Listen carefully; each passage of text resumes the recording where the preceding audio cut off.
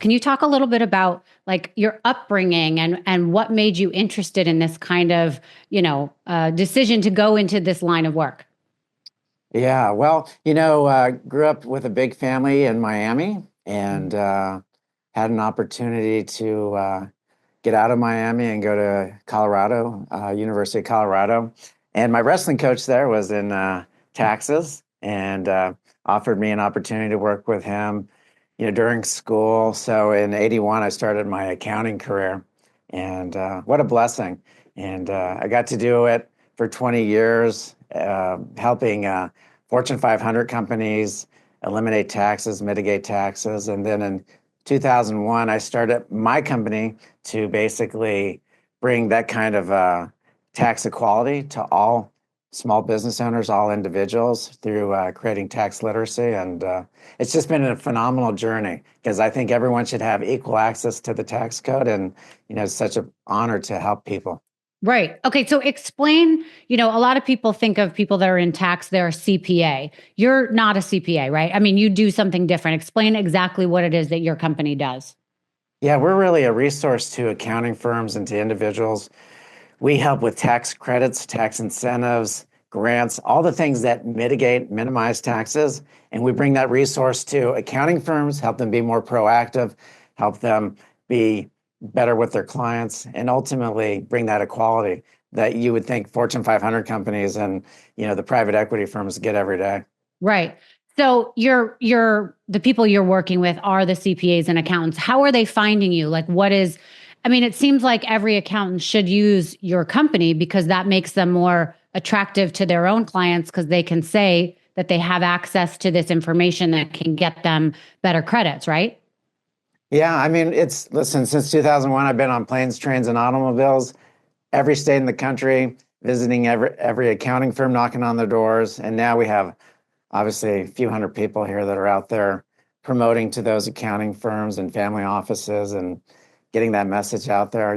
My legacy will be, do I create tax equality for every small business owner, every individual in this country? And, that's really the goal. I only have a few years left, right? Now that I'm in my 60s. And, but, my Well, legacy will be I hope it's getting more on than a few podcasts years. like this and helping get that message out. Yeah. All right. So let's get right into taxes. As I've said a couple times when we were speaking, when you hear the word taxes or you get closer to April 15th, most people's, eyes glaze over. They get all anxious. They don't know what to do. So let's just get into all the like nitty gritty. First of all, what I want to know is there are so many people that choose to do their taxes online themselves versus hire a CPA. What are your thoughts on that? Yeah, I think that would be okay if you first went into the internet and started researching about tax credits, tax incentive grants that you could take when you're doing that tax return to help yourself, right? Because it's like health, right? Everyone invests in health and they do a good job at working out every day and had good diet and exercise, but no one really invests in, the tax side of it and the wealth side of it. And listen, I think that most Americans can minimize the taxes they pay in by just doing some research on their own, investigating these incentives that everyone takes advantage of in the big companies, and Mhm. it's afforded to everyone, right? And so just taking a few minutes, like you're right, everyone's eyes glaze over. No one wants to talk about taxes, but really, if you invest just a little bit of time, you can do a great job of minimizing your own taxes and keeping that capital, right? So that you can grow your company, grow your wealth. And I think that's important. Right. If somebody is looking to hire an accountant because it's too much for them to do it, what are some signs that you should look for when hiring someone? Great question. I would interview that accountant. First of all, do you understand the industry I'm in? Do you work with other companies that are in this industry? So you might understand maybe the tax incentives or write-offs associated with being in that industry. And then are they proactive? Will they get with you once a quarter and say, here's what I think your estimated taxes are going to be. Now let's work on what we need to do to minimize those taxes, because the tax code provides us so many opportunities to invest in ourselves and bring down our taxes. But if you have an accountant that's reactive and doesn't even get with you until you're filing your tax returns well past the year, right?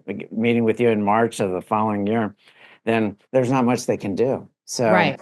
got to find someone who's proactive, that knows your industry, that is an investment that's going to get you a return on investment. If you're paying them $100, they better return $1,000 in tax opportunities and really be on your side, help your portfolio. Right.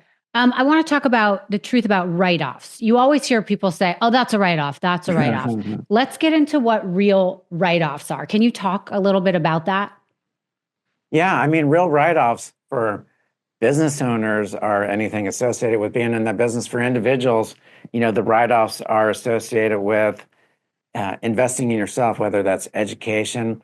We have wealth write-offs, we have health write-offs, right? So when you're investing in yourself as an individual, there's a lot of health discounts and tax write-offs, education, retirement, setting aside money for your own company or for 1099 for doing your own kind of like gig work. And so there's so many opportunities. Again, just go into ChatGPT and say, I do this. What are all the write-offs associated with being this? And we know like AI makes it so easy now. Oh, that's a good one. I never thought of that. Okay. What would you say is the most underrated business write-off that people miss? I think one of the biggest ones, and this happened really during COVID, right? And since then, people are working from home. And a lot of people don't write off the home office and the home deductions associated with working from home or traveling when they're using their car to go to meetings or traveling to go to meetings. A lot of this associated with working from home, a lot of people just flat out miss it. A lot of people miss health deductions for taking care of themselves and investing in their, themselves. A lot of people have education or continuing professional courses that they don't deduct. And so, everything can be a deduction if you think about if I'm going to an event, is there going to be business? So if I'm traveling, can I make some business, meetings and things of that nature? Right. And what about when people go to charities? You always hear that, oh, I can write this off as well. Is that a real thing? Yeah, absolutely. So charitable deductions are big in our country, and a lot of people give. And here's one I like. Like, listen, if you have to pay taxes and you're thinking, oh my God, I have so many clothes in my closet. I got these purses I never use. Go donate them. Go give them to charity. Go to Goodwill. I mean, there's probably tremendous amount of tax deduction sitting in your house, sitting in your closet. You're not going to use it again, and just get the write-off from it and go donate it. So that's a great one.